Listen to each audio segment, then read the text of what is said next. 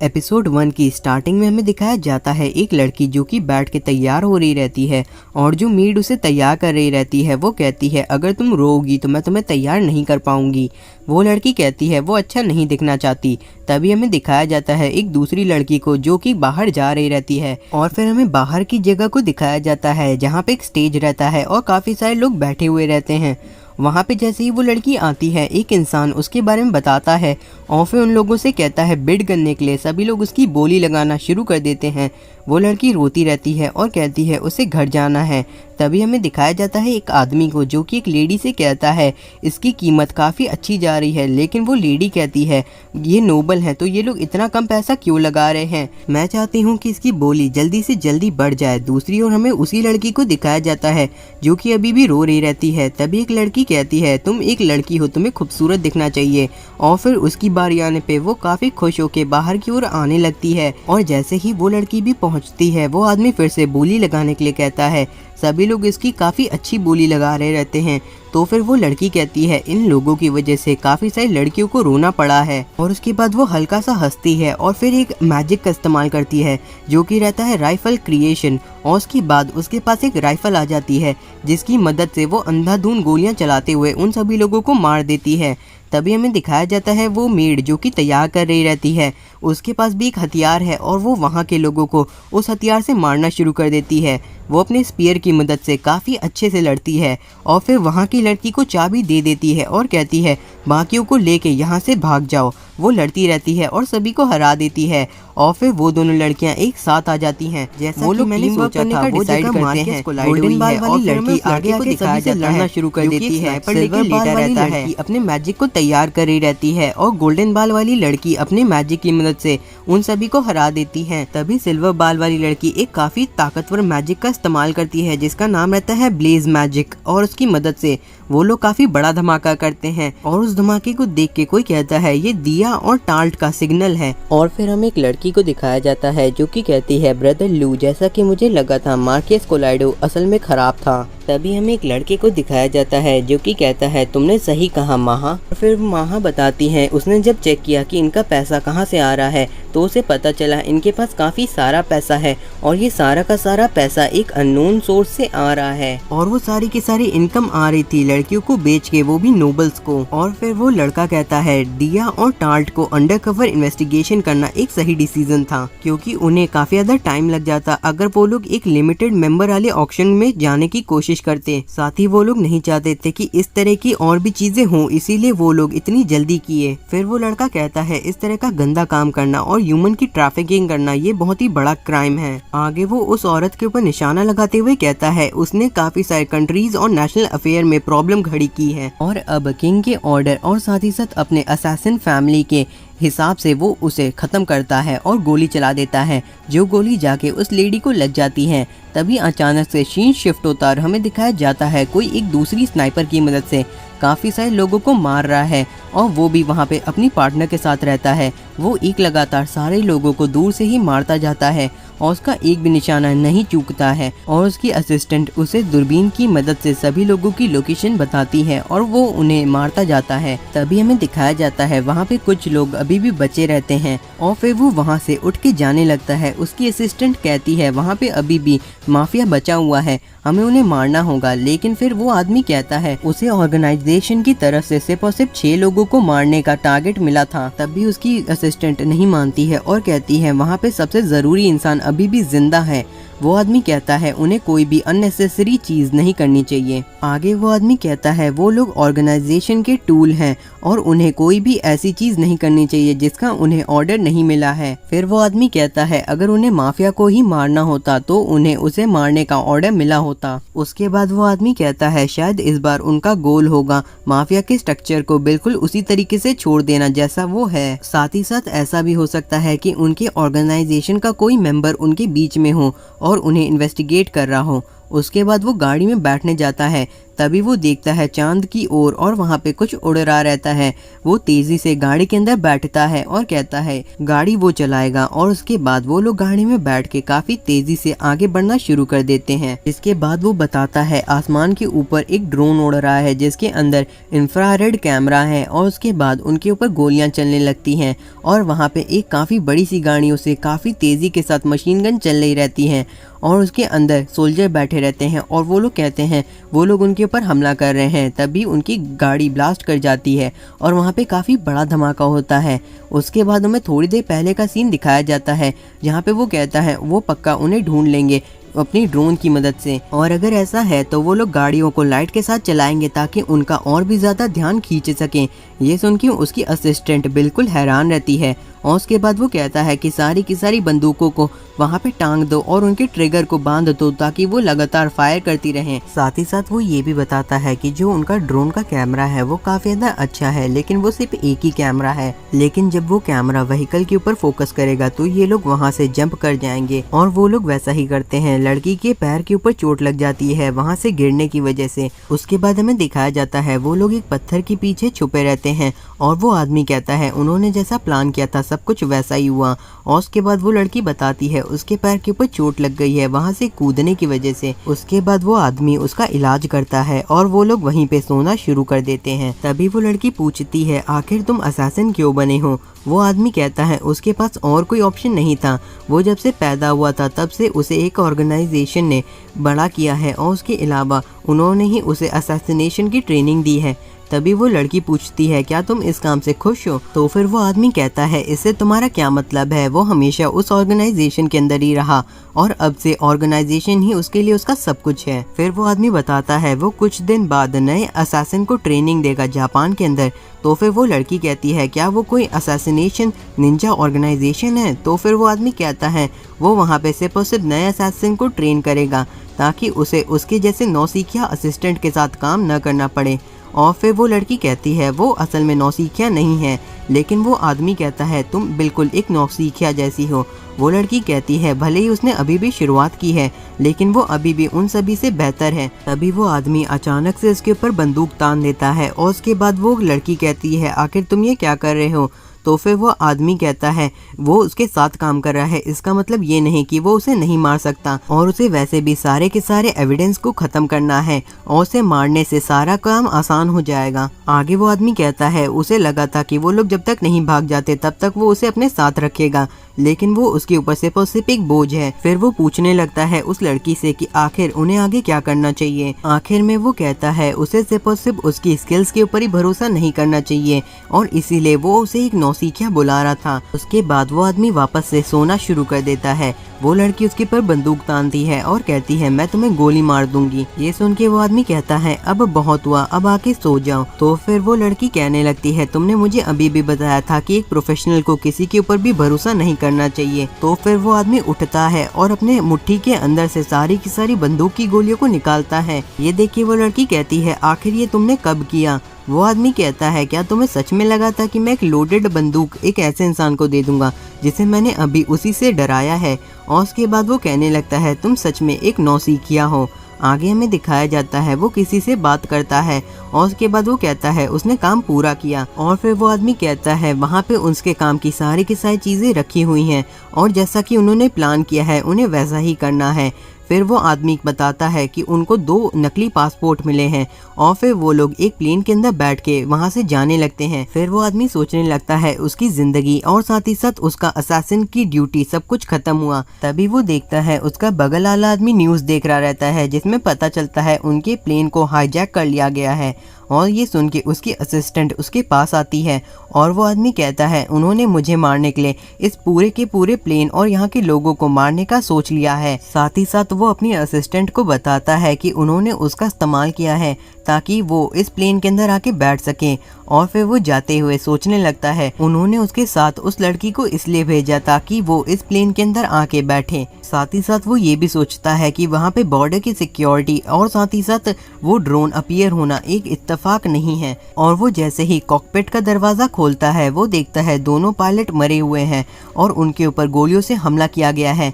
फिर वो सोचने लगता है इस प्लेन को काफ़ी डैमेज पहुंचा है, लेकिन शायद इसका स्टीयरिंग अभी भी काम कर रहा होगा। साथ ही साथ वो ये भी सोचने लगता है उसने अभी तक काफ़ी सारे लोगों की जान ली है, लेकिन उसने कभी ये नहीं सोचा था कि कभी उसकी भी बारी आ जाएगी। तभी वो प्लेन से बाहर देखता है और वहाँ पे एक फाइटर जेट उड़ रहा रहता है जो कि उनके प्लेन की ओर एक मिसाइल को फायर कर देता है। ये देख के वो आदमी कहता है शायद अब उसकी बारी आ गई है, और वो मिसाइल आके सीधा उसकी प्लेन से लड़ जाती है, जिससे काफ़ी बड़ा धमाका होता है।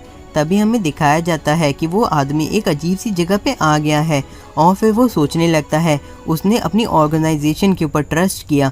वो इतना लॉयल था कि वो अपनी ऑर्गेनाइजेशन के लिए मर भी सकता था, और इससे उसे और भी ज़्यादा फ्रस्ट्रेशन हो रही है। तभी अचानक से वहाँ पे एक दूसरा हाथ आ जाता है और वो उसके हाथ को पकड़ के वहाँ से ले जाने लगता है। तभी हमें दिखाया जाता है वो आदमी एक अलग सी दुनिया में खड़ा है और उसके सामने कोई बैठा हुआ है। उसके सामने बैठी हुई लेडी कहती है वो यहाँ की गॉडेस है, और फिर वो आदमी कहने लगता है क्या वो उसे यहाँ की चीजें पहले समझा सकती है। तो फिर उसके सामने बैठी हुई लेडी कहती है उसने उसकी मरी हुई आत्मा को यहाँ पे समन किया है। फिर वो गॉडेस उसका मजाक उड़ाती है कि वो किस तरीके से खुद ही एक बेवकूफों की मौत मर गया है। आगे वो गॉडेस कहती है उसके पास दो रास्ते हैं। पहला रास्ता है कि उसकी सोल पूरी तरीके से साफ हो जाए और वो फिर से जन्म ले किसी ऐसे इंसान की तरह जिसे वो कभी भी जानता तक नहीं था। ये सुन के वो आदमी कहने लगता है इसका मतलब है कि वो मरने वाला है। तो फिर वो गॉडेस कहती है हाँ, और साथ ही साथ वो अगर उनकी रिक्वेस्ट को ले लेगा तो उसे दूसरी दुनिया के अंदर रीइंकार्नेट किया जाएगा, जहाँ पे उसके पास सारी यादें रहेंगी। ये सुन के वो आदमी कहने लगता है दूसरे शब्दों में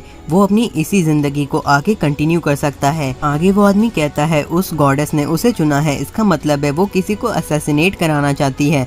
ये सुन के वो गॉडेस कहने लगती है वो काफी खुश है कि वो इतनी जल्दी चीजों को समझ जाता है। आगे वो कहती है तुम दुनिया के सबसे ज्यादा अच्छे असैसिन हो। फिर वो कहती है वो उसे एक ऐसी दुनिया के अंदर रीइंकार्नेट करने वाली है जहाँ पे स्वॉर्ड और मैजिक है, वो एक फैंटेसी वर्ल्ड है, और उसे वहाँ पे जाके वहाँ के हीरो को असैसिनेट करना है। तो दोस्तों मुझे पता है मैं इनरेगुलर हो गया हूँ क्योंकि मुझे जुकाम हो गया है और मैं वीडियोस को नहीं बना पा रहा, लेकिन चिंता मत करिए सारी की सारी सीरीज को हम लोग जल्द ही कंप्लीट करेंगे, और साथ ही साथ काफ़ी सारे नए नए एनिमे भी आएंगे। लेकिन फिलहाल के लिए मैं मिलूंगा आपसे किसी नई वीडियो के साथ। वर्ल्ड्स फाइनेस्ट असैसिन के एपिसोड नंबर 2 की स्टार्टिंग में हमें दिखाया जाता है असैसिन को जो कि गॉडेस से पूछता है क्या रीइंकार्नेशन करना इतना ज़्यादा आसान होता है। तो फिर गॉडेस कहती है ये सिर्फ एक साइकिल है जिसके अंदर हम लोग उनकी सोल को क्लीन कर देते हैं और असल में वो कभी भी नहीं मरते हैं, सिर्फ उनकी एक पॉइंट तक की लाइफ खत्म हो जाती है, यानी उनकी सारी यादें या फिर जो भी उनके इमोशन रहते हैं उन्हें हटा देते हैं, और उसके अलावा ये सिर्फ एक तरह का रिसाइकल होता है। तो फिर असैसिन गॉडेस के पास आके कहता है यानी उनकी मेमोरी चली जाती है और उनकी जो पहले की पर्सनालिटी रहती है वो भी डिसअपीयर हो जाती है। तो फिर गॉडेस कहती है हाँ, और तुम सबसे ज़्यादा लकी हो कि तुम रीइंकार्नेट होने के बाद भी अपनी मेमोरीज और अपनी पर्सनालिटी को रख सकते हो। वैसे ये बिल्कुल किसी आरपीजी गेम के जैसा है, जैसे तुम्हें उसके अंदर एक्सपीरियंस मिलता है वैसे ही रियल लाइफ में भी होता है, और ये काफ़ी ज़्यादा बुरा होगा अगर तुम इस ऑफर को रिफ्यूज कर देते हो। आगे असैसिन कहता है इसका मतलब है मैं इसके बाद अपनी जिंदगी को जी सकता हूँ, तो फिर मुझे बताओ टारगेट के बारे में। ये सुन के गॉडेस कहती है इसका मतलब है तुम मेरी रिक्वेस्ट को लेने वाले हो। तो फिर असैसिन कहता है वो पहले ही मर गया है तो वो किसी भी चीज का रिस्क लेने से नहीं डरेगा। ये सुन के गॉडेस हंसने लगती है। तो फिर असैसिन कहता है जब से मैं पैदा हुआ हूँ मैं लोगों के लिए सिर्फ लोगों को मारने का एक टूल बन के रह गया हूँ।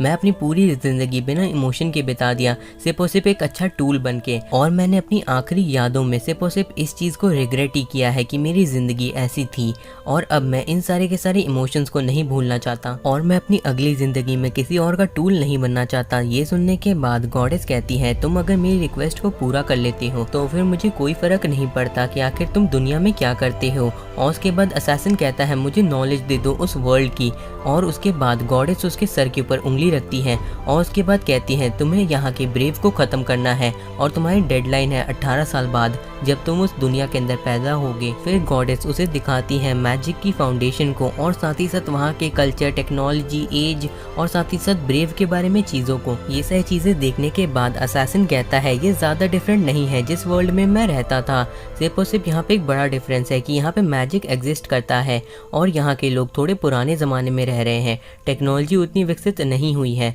और यहाँ के कुछ लोगों के पास इतनी स्ट्रेंथ है कि वो हमारी स्ट्रेंथ को काफ़ी ज़्यादा आसानी से हरा सकते हैं। हैं। और उसके बाद असैसिन कहने लगता है मुझे नई दुनिया के बारे में सब कुछ पता चल गया है। और उसके बाद वो कहता है आखिर एक ब्रेव एक हीरो को आप क्यों मरवाना चाहती हैं। तो फिर गॉडेस बताती हैं आज से 16 साल बाद जब तुम रीइंकार्नेट हो जाओगे उस वर्ल्ड के अंदर तो ब्रेव डीमन किंग को हराएगा और दुनिया को बचा लेगा, लेकिन उसके बाद वो अपनी ताकत का गलत इस्तेमाल करेगा और पूरी दुनिया के अंदर तबाही मचा देगा और फिर 18 साल के बाद ही जो दुनिया रहेगी वो तबाह हो जाएगी। तो इसीलिए तुम्हें वहाँ के ब्रेव को किल करना होगा। ये सुनने के बाद असैसिन कहने लगता है मुझे अभी तक जो नॉलेज मिली है और जितनी चीज़ें मुझे पता चली हैं, ह्यूमन की एक लिमिट होती है, लेकिन जो ब्रेव है उसकी एबिलिटी इतनी ज़्यादा है कि वो अकेले ही पूरी ह्यूमैनिटी को सरपास कर सकता है। और अगर मैं आसान शब्दों में कहूँ तो मुझे एक मॉन्स्टर को मारना है जिसके पास हद से ज़्यादा ताकत है और मैं ये काम सिर्फ नॉर्मल एबिलिटीज़ के साथ करूँगा।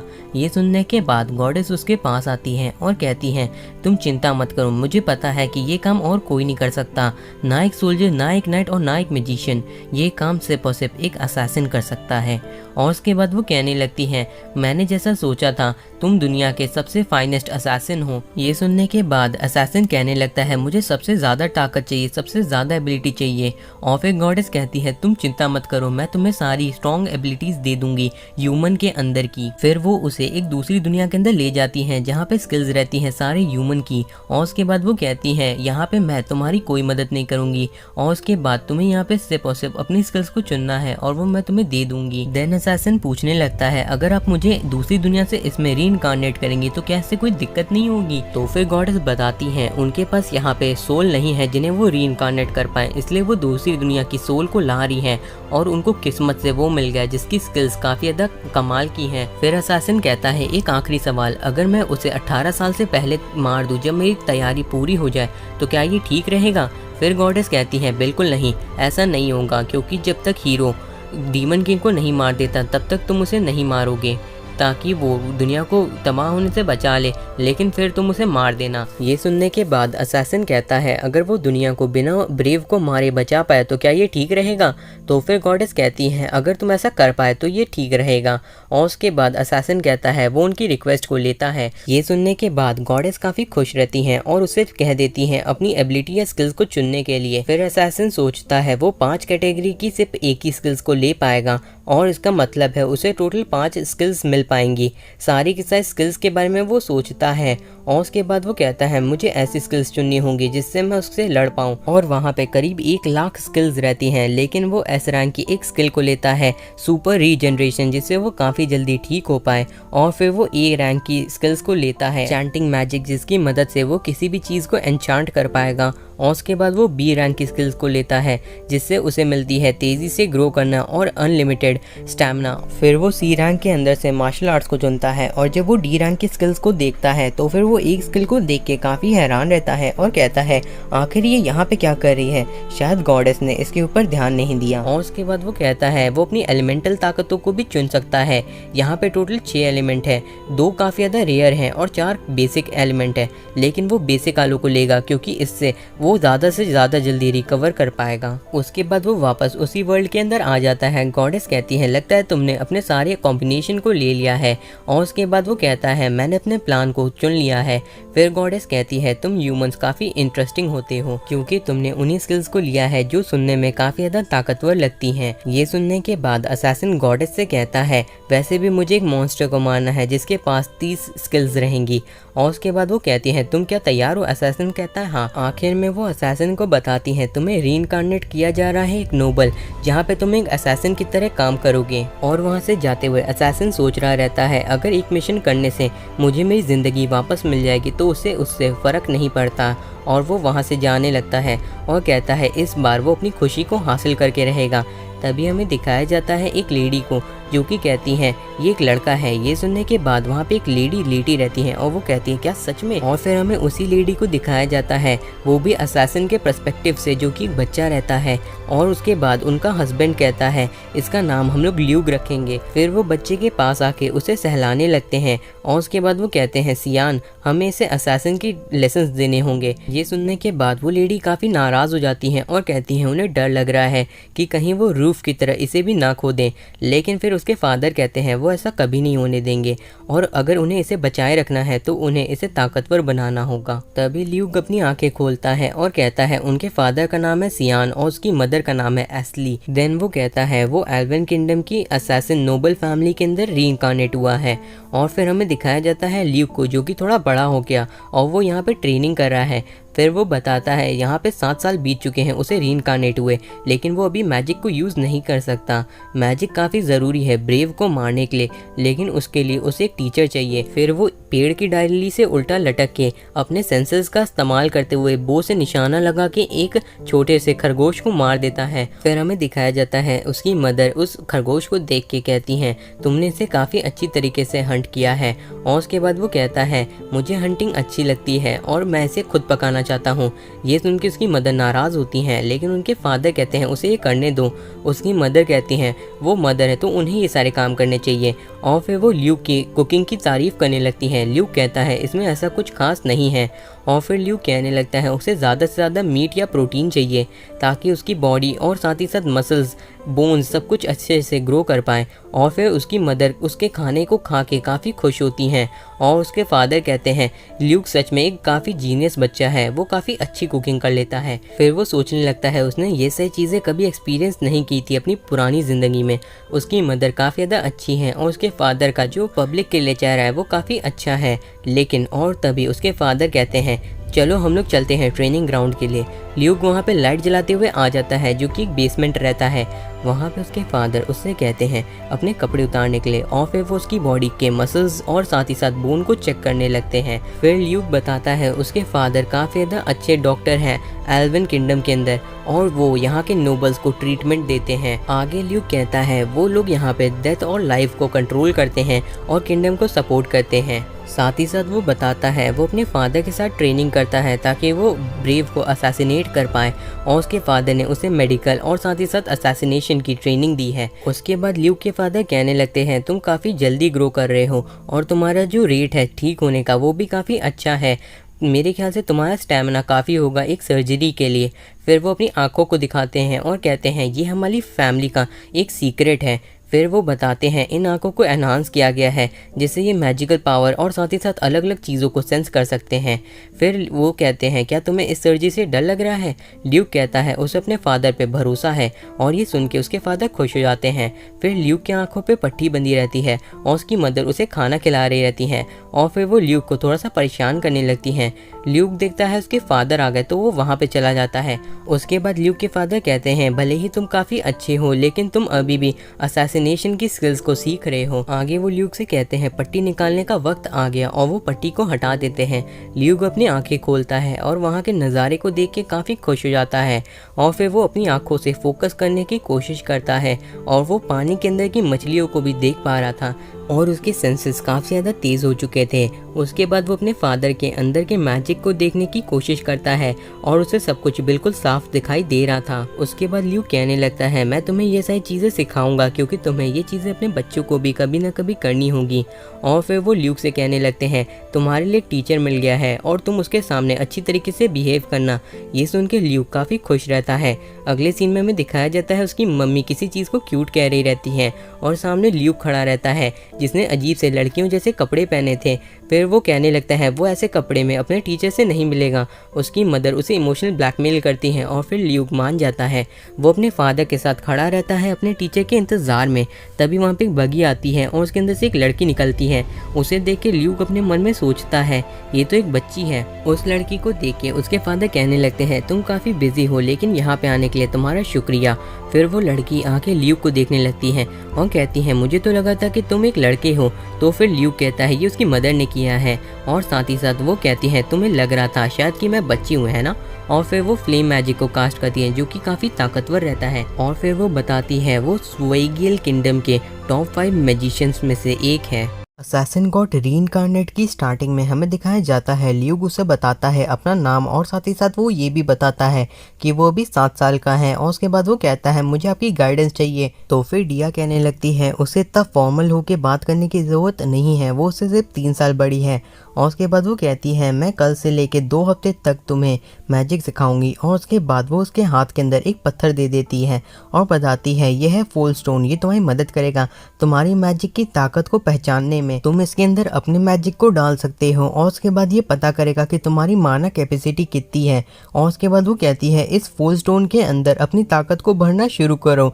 ल्यूक शुरू कर देता है और वो काफी अच्छे से कर रहा रहता है। और ये देखिए दिया कहती है तुम काफी अच्छे से कर रहे हो, तुम किसी बड़े इंसान जितना माना कलेक्ट कर पा रहे हो, ये काफी ज्यादा अच्छा है। लेकिन फिर ल्यूक अपनी ताकत को और बढ़ाता है और मन के अंदर सोचता है मेरे पास सुपर रिकवरी है और साथ ही साथ ग्रोथ लिमिट ब्रेकर भी। और उसकी माना ओवरफ्लो करना शुरू कर जाती है। दिया कहने लगती है ल्यूक बस करो, लेकिन ल्यूक रुकता नहीं है और उसके बाद उसकी कैपेसिटी हद से ज्यादा बढ़ जाती है और कहती है ये काफी खतरनाक हो सकता है, ये सारी एनर्जी एक साथ रिलीज होगी और इससे काफी बड़ा धमाका भी हो सकता है। ल्यूक कहता है मैं इतनी सारी माना को कलेक्ट कर सकता हूँ, लेकिन मैं अभी भी हीरो को नहीं हरा पाऊंगा। और उसके बाद वो उस फुल स्टोन को बहुत ही दूर फेंक देता है और आसमान के अंदर काफी बड़ा धमाका होता है जिससे काफी सारा माना बाहर आता है। ल्यूक भी ये देख के हैरान रहता है कि उस छोटे से पत्थर के ब्लास्ट होने से इतना बड़ा धमाका हुआ।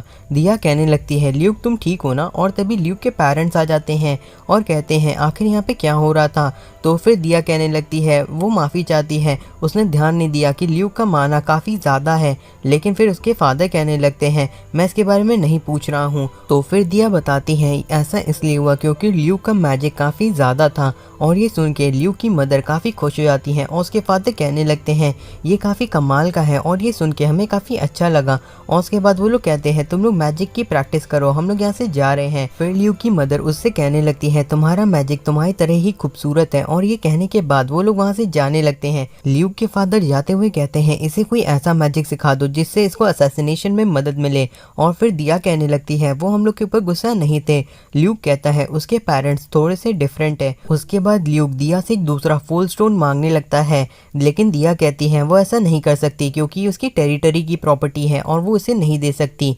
आगे में दिखाया जाता है ल्यूक को जो कि कपड़े बदल रहा रहता है सोने के लिए और वो कहता है मुझे ब्रेव को असैसिनेट करना है, मुझे इससे भी ज़्यादा ताकत चाहिए होगी। लेकिन प्रॉब्लम ये है कि आखिर मुझे इतनी ताकत कहाँ से मिलेगी। तभी वहाँ पे दिया आ जाती है और कहती है ये अच्छा नहीं है, तुम्हें इतनी रात तक नहीं जागना चाहिए।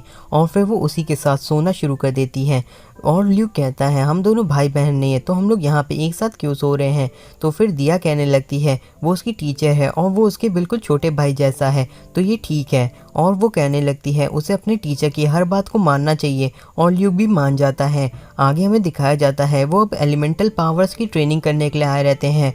ल्यूक को एक फुल स्टोन दे देती है दिया और कहती है अलग अलग तरह के एलिमेंट को महसूस करने की कोशिश करो। और फिर ल्यूक महसूस करता है फायर के बारे में और फिर वाटर। और ये देखिए दिया कहती है ये काफी रेयर है, मैं पहली बार देख रही हूँ किसी ऐसे इंसान को जिसके पास 2 एलिमेंट की ताकत है मेरे अलावा। और उसके बाद ल्यूक कहता है एक और बार कोशिश करो और उसके बाद उसके अंदर एक और तरह की एलिमेंटल पावर आ जाती है और कहती है आखिर ये कैसे हुआ, मैं पहली बार देख रही हूँ किसी इंसान को जिसके पास 3 ताकतें हों। लेकिन फिर ल्यूक रुकता नहीं है और अपनी ताकत को बढ़ाता रहता है जिससे उसके पास अर्थ का भी एलिमेंट आ जाता है। अब उसके पास 4 एलिमेंट रहते हैं। ये देखिए वो कहती है मुझे यकीन नहीं हो रहा और मैं काफी खुश होंगी तुम्हें ये चीज सिखा के। उसके बाद हमें दिखाया जाता है ल्यूक को जिसे वो बैठा देती है और कहती है तुम अगर माना को महसूस करोगे तो तुम उसे किसी भी एलिमेंट के अंदर बदल सकते हो और उसे ट्रांसफॉर्म कर सकते हो। साथ ही साथ वो बताती है अगर तुम किसी चीज को पहली बार ट्रांसफॉर्म करने की कोशिश करोगे तो तुम्हें काफी अजीब सा एहसास होगा। और फिर हमें ल्यूक को दिखाया जाता है जो कि फोकस कर रहा रहता है और वो वापस से एक अजीब सी दुनिया में आ जाता है और इससे ऐसा महसूस होता है जैसे किसी ने उसके चेहरे के ऊपर हाथ लगाया है। और फिर ल्यूक वापस आ जाता है और कहता है ये सच में काफ़ी अजीब एक्सपीरियंस था। फिर वो देखता है अपने फुल स्टोन को जिसके अंदर आ गया रहता है अर्थ का एलिमेंट। और उसके बाद उसकी आंखों के सामने काफ़ी सारे अलग अलग तरह के अक्षर दिखाई देने लगते हैं। फिर दिया बताने लगती है ल्यूक को कि तुम जितना ज़्यादा अपनी एलिमेंटल ताकतों को यूज़ करोगे उतना ही ज़्यादा तुम्हारा मैजिक बढ़ता जाएगा। और फिर वो दिखाती है ल्यूक को कॉपर क्रिएशन करके और उसके हाथ के अंदर एक कॉपर का एलिमेंट आ जाता है। और फिर ल्यूक कोशिश करता है और वो पहली बार में ही कॉपर का एलिमेंट ला देता है, लेकिन वो अपनी प्योर फॉर्म के अंदर नहीं रहता है। ये देख के दिया बिल्कुल हैरान रह जाती है और कहती है आखिर ये तुम्हें याद कैसे रहा सिर्फ एक बार सुनने से। तो फिर ल्यूक कहने लगता है उसे भरोसा है अपनी याददाश्त के ऊपर। फिर ल्यूक उसी कॉपर के टुकड़े को देखते हुए कहता है अब वक्त आ गया है स्पेशल ट्रेनिंग का। और उसके बाद वो कहने लगता है मुझे और भी ताकतवर मैजिक चाहिए होगा क्योंकि मुझे ब्रेव को हराना है। और इस बार फिर से दिया आ जाती है और वो दोनों साथ ही में सोना शुरू कर देते हैं। दिया कहती है जो खाना है उनकी फैमिली का वो काफ़ी अच्छा है। दिया काफ़ी सारी बातें करने की कोशिश करती हैं ल्यूक से, लेकिन ल्यूक उसका कोई भी जवाब नहीं देता। और फिर वो कहने लगती है आखिर तुम इस तरह से बिहेव क्यों कर रहे हो, तुम काफ़ी स्मार्ट हो और तुम्हें खाना भी बनाना आता है, तो तुम खुश क्यों नहीं हो। तो वो कहने लगता है ऐसा कुछ नहीं है, ये सिर्फ और सिर्फ मेरे पेरेंट्स की एजुकेशन का असर है। मैं सिर्फ और सिर्फ कुछ खास बनाने के बारे में सोच रहा हूँ कल के दिन, और इसीलिए हम लोग को जल्दी करनी होगी। फिर हमें दिखाया जाता है उसने कॉपर बिल्कुल सही तरीके से प्योर फॉर्म में बना लिया रहता है, जो देखिए दिया काफ़ी खुश रहती है और कहती है अब तुम तैयार हो स्पेल्स का इस्तेमाल करने के लिए। दिया बताती है तुम चाहो तो स्पेल का इस्तेमाल तब भी कर सकते हो जब वो तुम्हें याद ना हो, बस तुम्हें उन्हें पढ़ना होगा सही तरीके से। और उसके बाद ल्यूक कहने लगता है उसे वो ट्राई करना है। और फिर दिया उसे बना के दिखाती है आयरन को, और उसके बाद ल्यूक देखने लगता है उसके लिखे हुए स्पेल को, और दिया बताती है असल में इन्हें गॉड ने दिया है। लेकिन ल्यूक देख के इन्हें कहता है असल में ये बिल्कुल सेम है एक जैसे, लेकिन इनके अंदर थोड़े बहुत चेंजेस है जिनके कारण ये थोड़े से डिफरेंट हो गए हैं, बिल्कुल किसी एलिमेंट के फॉर्मूले की तरह। और अगर हम लोग भी इनके अंदर थोड़े बहुत चेंजेस करें तो हम लोग हो सकता है इनके कैरेक्टर की मीनिंग को भी बदल पाएंगे और नए एलिमेंट बना पाएंगे। ये सुन के दिया काफ़ी खुश हो जाती है। और उसके बाद ल्यूक कहता है उससे अलग अलग तरह के एलिमेंट के फॉर्मूले लिखने को, और उसके बाद दिया वैसा ही करती है और काफ़ी सारे अलग अलग एलिमेंट के फॉर्मूले लिख देती है। फिर ल्यूक वहाँ पे बैठ जाता है एटॉमिक मास, मेल्टिंग पॉइंट और काफ़ी सारी चीज़ों को कैलकुलेट करके।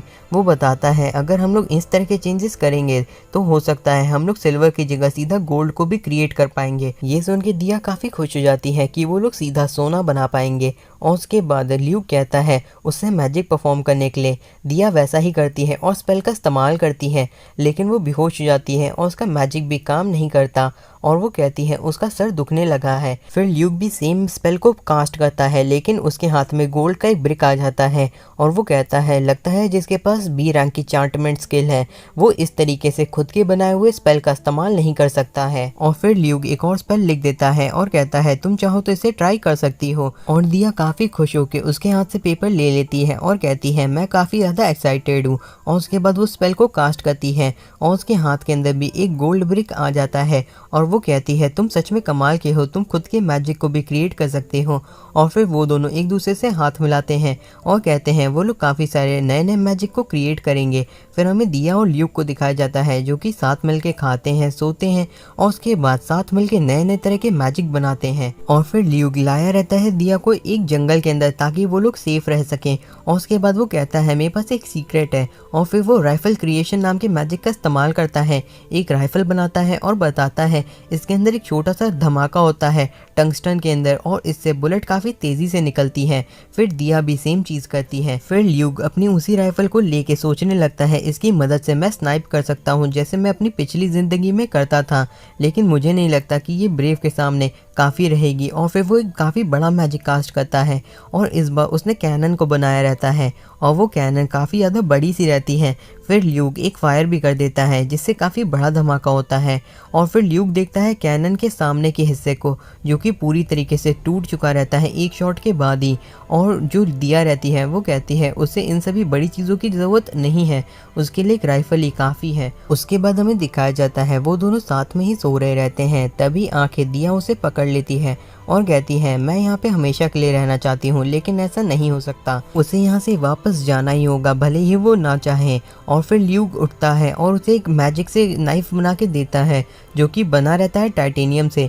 ल्यूक बताता है इसका वजन आधा है लेकिन ये काफ़ी ज़्यादा मजबूत है और साथ ही साथ ये मुड़ेगा भी नहीं और उसकी एज भी काफ़ी ज़्यादा शार्प है। उस नाइफ को देखने के बाद दिया काफ़ी ज़्यादा हैरान रहती है और उसके बाद वो कहती है अगर मैं तुमसे ना मिली रहती तो शायद मैं कभी भी मैजिक बनाने के बारे में नहीं सोचती। मेरे पास ऐसी काफ़ी सारी चीज़ें हैं जिन्हें मैं परफेक्ट कभी भी नहीं कर पाई हूँ, हो सकता है तुम मेरे लिए उन्हें आगे चल के परफेक्ट कर पाओ। साथ ही साथ वो ल्यूक से कहती है वो उसकी कहानियों को सुनना चाहती है और उसके अलावा वो जब भी ल्यूक से मिलेगी वो काफ़ी ज़्यादा एक्साइटेड रहेगी। उसके बाद वो कहने लगती है उसके साथ बिताया हुआ हर एक पल उसके लिए काफ़ी कीमती है और वो उसे वही 4 स्टोन देती है। ल्यूक उसे लेने से मना कर देता है और कहता है ये उसके इलाके का है, लेकिन दिया कहती है ये इस नाइफ के बदले में है तो ये ठीक है। और फिर दिया कहती है अगर उसे कभी भी मौका मिलेगा तो वो ल्यूक से मिलना चाहेगी और ल्यूक भी बिल्कुल सेम चीजें कहता है। और उसके बाद वो दोनों मिलके एक दूसरे से प्रॉमिस करते हैं कि वो लोग इस प्रॉमिस को सच बना के दिखाएंगे और एक दूसरे से दोबारा मिलेंगे। अगले सीन में हमें दिखाया जाता है दिया वहाँ से जाने लगती है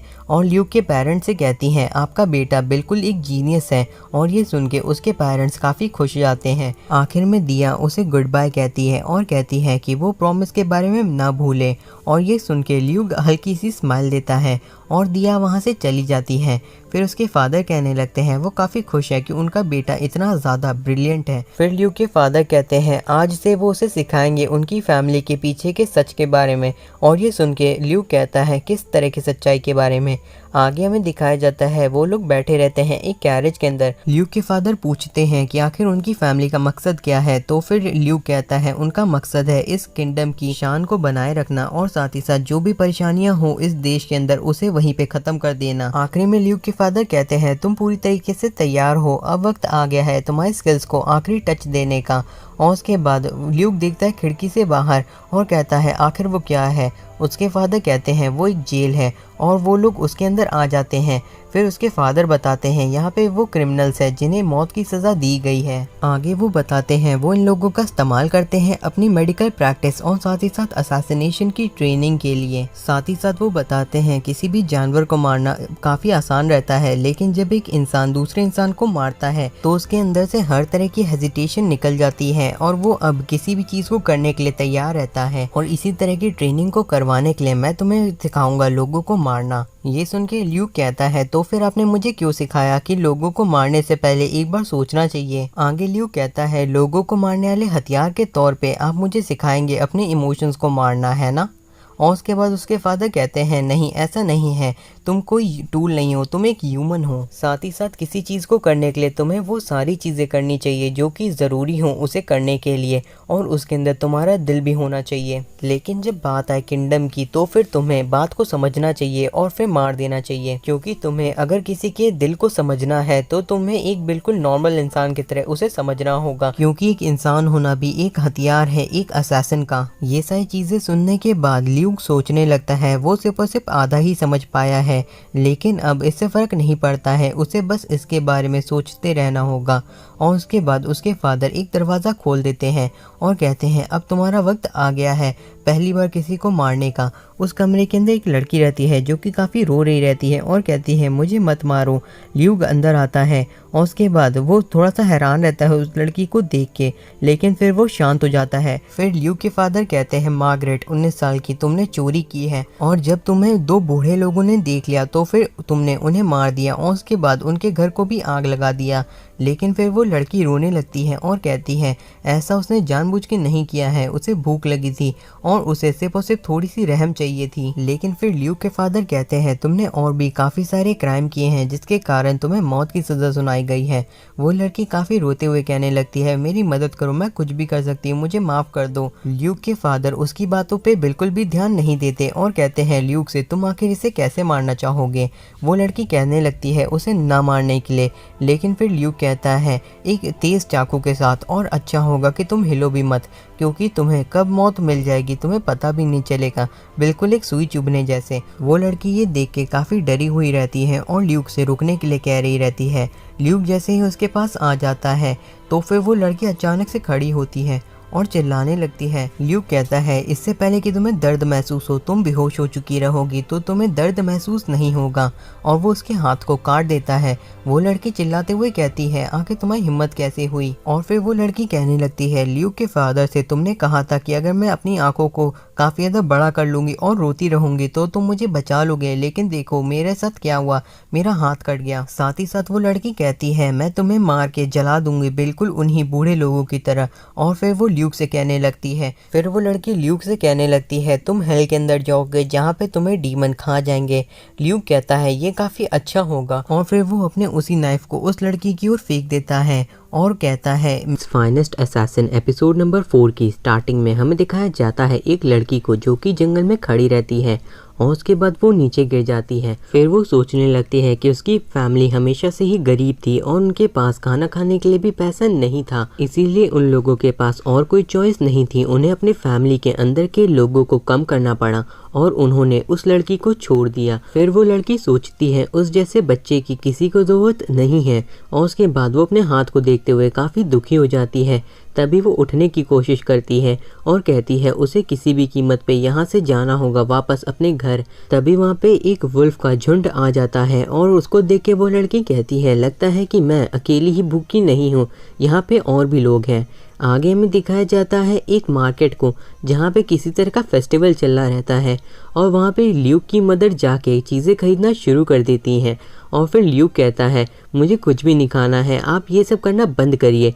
फिर ल्यूक की मदर कहने लगती है तुम मेरे साथ अच्छी तरीके से बिहेव नहीं कर रहे हो। ल्यूक कहता है ऐसी कोई बात नहीं है और उसके बाद ल्यूक के फादर कहते हैं लगता है सभी को तुम्हारे ये मार्केट का आइडिया काफ़ी ज़्यादा अच्छा लग रहा है। और फिर ल्यूक सोचने लगता है यहाँ पे खाने की काफ़ी कमी होगी क्योंकि यहाँ पे ठंडियाँ चल रही हैं और यहाँ पे ज़्यादातर मीट ही खाया जाता है। और फिर ल्यूक अपनी आंखों के अंदर के सेंस को यूज़ करता है और वो सभी के अंदर के मैजिक को देख पा रहा रहता है, लेकिन उसे वहाँ पे कोई भी काम का इंसान नहीं मिलता है। फिर ल्यूक अकेले कहीं पे बैठ के सोचने लगता है और 8 साल बाद मुझे ब्रेव को मारना होगा। हाँ, मैंने काफ़ी सारी असैसिन की ट्रेनिंग की है और मुझे मैजिक पावर भी काफ़ी अच्छे से कंट्रोल करनी आ गई है और मैंने काफ़ी सारी नोबल्स की टेक्निक को भी सीखा है, लेकिन अभी भी मैं ब्रेव को अकेले नहीं मार सकता हूँ। तो शायद मुझे पेशेंस रखते हुए लोगों को ढूंढना होगा जो मेरे काम आ सकें। फिर हमें दिखाया जाता है ल्यूक हंटिंग के लिए जा रहा रहता है और उसके बाद वो आ जाता है एक जंगल के अंदर। वहाँ पे वो दिया के बारे में सोचता है। फिर उसे वुल्फ्स की आवाज़ सुनाई देती है। वो कान लगा के उनका पता लगाता है। अपने मैजिक को यूज़ करते हुए वो वहाँ काफ़ी ज़्यादा तेज़ी के साथ पहुँच जाता है और उसके बाद वो एक पेड़ के ऊपर खड़ा होकर देखता है वहाँ पे एक लड़की है और ये देख के वो काफ़ी हैरान रहता है कि इस जंगल के अंदर एक लड़की है। तभी एक वुल्फ उस लड़की के ऊपर हमला करता है। ल्यूक उसे अपने तीर की मदद से मार देता है और उस लड़की के सामने बहुत ही स्टाइल के साथ आके खड़ा हो जाता है। ये देख के वो लड़की हैरान रहती है कि कोई उसे बचाने आया है। फिर ल्यूक अपने सारे वेपन उस लड़की को दे देता है पकड़ने के लिए और उसके बाद वो कहता है लगता है उसे टेस्ट करने का वक्त आ गया है और वो कमेंसिंग ऑपरेशन नाम के एक मैजिक का इस्तेमाल करता है जिससे वो काफ़ी अच्छा क्लोज कॉम्पैक्ट कर पाएगा। और फिर उसके हाथों के अंदर आ जाते हैं लोहे के ग्लव्स और वो अपने चाकू की मदद से उनके सारे वाइटल पॉइंट्स को मार्क करते हुए हमला कर रहा रहता है जिससे उन्हें तुरंत ही डेथ हो जा रही थी। और फिर ल्यूक उन सभी को हरा देता है। वो उस लड़की से आके कहता है आखिर तुम इस फॉरेस्ट के इतना अंदर क्या कर रही हो। वो लड़की कहती है वो कोई बुरी इंसान नहीं है और ल्यूक उसे चोट ना पहुंचाए। ल्यूक कहता है तुमने मेरे सवाल का जवाब नहीं दिया, तुम आखिर यहाँ पे क्यों हो। तो फिर वो लड़की कहती है उसकी फैमिली काफ़ी गरीब है तो उन्होंने अपनी फैमिली के अंदर के कुछ लोगों को कम कर दिया है। ये सुन के ल्यूक कहता है ये चीज़ मुझे पता है कैसी होती है। आगे हमें दिखाया जाता है वो लड़की कहती है कि मुझे एक ट्रैवलर ने बताया था कि अगर मैं इस पहाड़ को पार कर लूँगी। ल्यूक उस लड़की को काफ़ी ध्यान से देखता है और वो लड़की भी ल्यूक को देखने लगती है। फिर हमें दिखाया जाता है कि खाना पक रहा रहता है और वो लड़की काफ़ी ज़्यादा बेताबी के साथ उस खाने के पकने का इंतज़ार कर रही रहती है। फिर ल्यूक उसे सर्व करके दे देता है खाना और कहता है अगर तुम्हें ये खाना खाना है तो एक शर्त है, तुम्हें इसे धीमे धीमे खाना होगा। वो लड़की मान जाती है और खाना शुरू कर देती है। फिर ल्यूक उस लड़की से पूछता है कि उसे आखिर यहाँ के अंदर के जंगल का रास्ता कैसे पता है। तो वो लड़की कहती है उसे सपने के अंदर गॉडेस दिखाई दी थी और शायद उन्होंने ही उसकी मदद की। और फिर वो लड़की खाना खत्म कर लेती है। ल्यूक कहता है लगता है तुम्हें और चाहिए। आगे वो कहता है अगर वो जल्दी जल्दी खाएगी तो ये खाना उसे डाइजेस्ट नहीं होगा क्योंकि यहाँ पे काफ़ी ज़्यादा ठंड है। फिर ल्यूक उस लड़की को देख के सोचने लगता है ये जिस किंगडम से आई है वो हमारा नेबर है और वहाँ का राजा काफी ज्यादा ग्रीडी है और उस राजा ने वहाँ पे टैक्स काफी ज्यादा बढ़ा दिया है। फिर ल्यूक उस लड़की को बताता है कि वो एक नोबल है। ये सुन के वो लड़की कहती है ये तो काफी कमाल की बात है। और फिर ल्यूक कहता है अगर तुम मेरे साथ चलोगी तो तुम्हें खाने की कोई भी तकलीफ नहीं होगी और मैं सच में चाहता हूँ कि तुम मेरे साथ चलो क्योंकि मुझे तुम्हारी जरूरत है। ये सुन के वो लड़की काफी खुश हो जाती है और कहती है ये पहली बार है जब किसी ने मुझसे कहा है कि किसी को उस लड़की की जरूरत है। और फिर ल्यूक कहता है लेकिन मेरी कंडीशन है, मैंने इंसानों को मारा है और हो सकता है मैं भविष्य में भी काफी सारे इंसानों को मारता रहूंगा। ये सुन के वो लड़की थोड़ा सा सोचती है और कहती है उसको लगता है कि ल्यूक एक अच्छा इंसान है, लेकिन फिर ल्यूक कहता है उसे एक बार फिर से सोचना चाहिए। वो लड़की कहती है उसने सोच लिया है, वो उसके साथ चलेगी क्योंकि वो पहला इंसान है जिसे उसकी ज़रूरत है। फिर ल्यूक खड़ा होता है और कहता है मेरा नाम ल्यूक है और वो लड़की उसका हाथ पकड़ लेती है और कहती है उसका नाम टाल्ट है। उसके बाद ल्यूक उसे काफ़ी अच्छी स्माइल देता है। फिर ल्यूक सोचता है उसने उस लड़की को ढूंढा था क्योंकि उसके पास मैजिक पावर थी और साथ ही साथ जो टाल्ट है उसने कहा है कि जो गॉडेस है वो उसके सपने में आई थी, तो इसका मतलब है शायद गॉडेस चाहती है कि वो मुझसे मिले और मैंने उसके सामने उन सभी वुल्व्स को हराया है जिससे उसे मेरी ताकत का अंदाज़ा मिल गया होगा। साथ ही साथ मैंने उसे बता दिया है कि अगर वो मुझे फॉलो करेगी तो उसे काफ़ी ज़्यादा प्रॉफिट होगा और मैंने उसे अपना सीक्रेट भी बता दिया है कि मैंने इंसानों को मारा है जिसकी वजह से उसका भरोसा और भी बढ़ गया है और मैंने आखिरी चॉइस उसके हाथों में छोड़ दी थी जिसकी वजह से अब वो मेरे ऊपर पूरी तरीके से भरोसा करती है। मैंने ब्रेन वॉश पूरी तरीके से कर दिया है। फिर सीन शिफ्ट होता है, हमें दिखाया जाता है एक आदमी को जो कि रीइंकार्नेशन वाली जगह पे आ जाता है और वहाँ पे गॉडेस भी आ जाती हैं और कहती हैं तुम वर्ल्ड के बेस्ट मिलिट्री कमांडर हो जो कि एक लड़ाई के अंदर मर गया है। मैं एक एक्सपेरिमेंट कर रही हूँ जिसमें मैं तुम्हारी सोल को रीइंकार्नेट कर दूंगी एक ऐसे फैंटेसी वर्ल्ड के अंदर जहाँ पे मैजिक एग्जिस्ट करता है, लेकिन एक शर्त है, तुम्हें वहाँ के ब्रेव को मारना होगा। ये सुन के वो आदमी कहता है क्या मैं पूरी तरीके से चारों ओर घूम सकता हूँ सबसे ताकतवर बन के?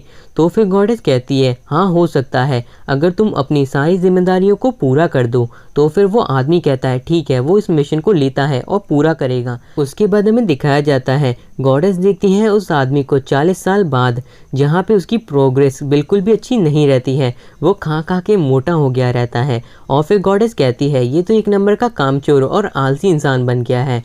फिर हमें ल्यूक को दिखाया जाता है जो कि 12 साल का हो गया था। तभी कोई ल्यूक के कान के पास आके कहता है जल्दी से उठ जाओ। और फिर ल्यूक उठ जाता है और वो देखता है कि उसके सामने टाल्ट है और वो उसे गुड मॉर्निंग कहता है।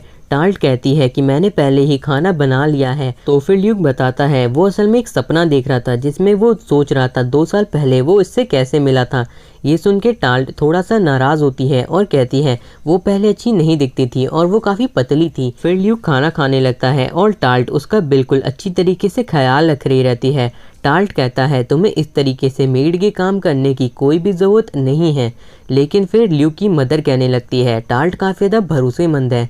फिर ल्यूक के फादर कहते हैं हाँ वो तुम्हारे मेन काम में भी तुम्हारी मदद कर सकती है। फिर टाल्ट कहती है ल्यूक की वो स्पेशल मेड है और ल्यूक ने ही उसकी जान बचाई थी, तो टाल्ट उसके लिए कुछ भी कर सकती है। लेकिन फिर ल्यूक की मदर कहने लगती है ल्यूक आजकल उनकी कोई भी बात नहीं सुनता है, इसलिए वो चाहती हैं कि जो टाल्ट है वो उसका ख्याल रखे। तो फिर टाल्ट कहती है वो उसका पूरा ख्याल रखेगी। तभी ल्यूक टाल्ट से कहता है ट्रेनिंग ग्राउंड चलने के लिए। और फिर ल्यूक वहाँ पे खड़ा होके टाल्ट की प्रोग्रेस के बारे में सोचने लगता है कि उसने टाल्ट को असैसिनेशन की काफ़ी सारी ट्रेनिंग दी है, वो भी 2 साल तक, और उसने उसे सारे के सारे मेड के काम सिखाए हैं। उसने अपनी पुरानी लाइफ के काफ़ी सारे इंस्ट्रक्शन भी उसे दिए हैं। फिर ल्यूक सोचता है उसके फादर ने कहा था कि अगर टाल्ट कभी भी उसे धोखा देने की कोशिश करेगी तो ल्यूक को ही उसे मारना होगा। और फिर ल्यूक वहाँ से जाने लगता है और उसका ध्यान बिल्कुल भी पीछे नहीं रहता है। तो फिर टाल्ट एक चाकू निकाल के उसके ऊपर हमला करने जाती है, लेकिन ल्यूक उसे एक हाथ से ही पटक देता है ज़मीन के ऊपर। और ल्यूक कहता है अगर तुम चीज़ों को इस तरीके से करोगी तो तुम ज़रूर ही मर जाओगी। तो फिर टाल्ट कहती है मुझे माफ़ करना, मैं तुम्हारी एक्सपेक्टेशन पे पूरी तरीके से खरी नहीं उतर पाई। तो फिर टाल्ट कहती है अच्छा होता कि वो एक स्पीयर होता, क्योंकि मैं उसके साथ काफ़ी ज़्यादा अच्छे से काम कर पाती हूँ। फिर हमें दिखाया जाता है टाल्ट को, जो कि दूसरी मेट्स के साथ काम कर रही रहती है और ये सारी चीज़ें ल्यूक खड़ा होकर देख रहा रहता है। और फिर ल्यूक कहता है उसके अंदर कुछ भी खास नहीं है, लेकिन वो काफ़ी मेहनत करती है और वो काफ़ी ऑनेस्ट भी है और इसीलिए वो काफ़ी तेज़ी के साथ इम्प्रूव कर रही है और ल्यूक उसके ऊपर भरोसा कर सकता है। और साथ ही साथ उसकी जो स्पीयर की स्किल है वो भी काफ़ी अच्छी है, लेकिन एक ऐसा वेपन जिसे छुपाया ना जा सके वो असैसिनेशन के लिए काम नहीं आ सकता। शायद मुझे उसके लिए नाइफ बैटल का कोई नया ट्रेनिंग मेन्यू सेट करना होगा। फिर ल्यूक दरवाजे को हल्का सा खोल के देखता है कि टाल्ट रात के टाइम पे नाइफ को चलाने की प्रैक्टिस कर रही रहती है। फिर ल्यूक अंदर आ जाता है और जो टाल्ट रहती है उसके हाथ से चाकू नीचे गिर जाता है। टाल्ट कहती है कि वो ल्यूक के काम आना चाहती है और वो उसकी एक्सपेक्टेशन पे खड़ा उतरना चाहती है। तो फिर ल्यूक मेटल क्रिएशन की मदद से एक फोल्ड होने वाला स्पीयर उसे बना के दे देता है और उसके बाद टाल्ट उससे काफ़ी ज़्यादा आसानी के साथ हर चीज़ को अच्छी तरीके से चकनाचूर कर देती है और वो काफ़ी तेज़ भी रहती है। ये देख के ल्यूक ताली बजाता है और कहता है अब तुम बिल्कुल वैसी हो जैसी मुझे तुम्हारी ज़रूरत थी। आगे में दिखाया जाता है ल्यूक सो रहा रहता है वापस से और जो टाल्ट रहती है वो उसे जगाने आ जाती है और फिर टाल्ट कहने लगती है अब उसे ऐसा लगने लगा है कि वो ऐसी इंसान बन गई है जिसकी सच में ल्यूक को ज़रूरत है। I love you.